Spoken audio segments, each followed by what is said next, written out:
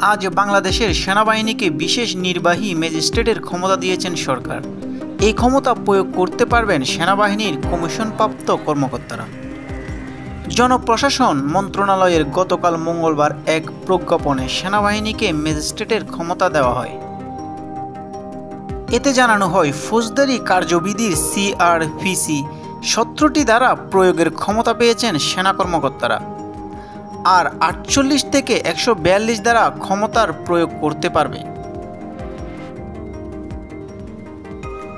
ঢাকার মহানগর দায়রা জজ আদালতের সাবেক প্রধান পাবলিক প্রসিকিউটর ফিফি ও ফৌজদারি আইন বিশেষজ্ঞ এনাসুল হক সমাজি বলেন, ফৌজদারি কার্যবিধিতে নির্বাহী ম্যাজিস্ট্রেটকে ক্ষমতা দেওয়া হয়েছে।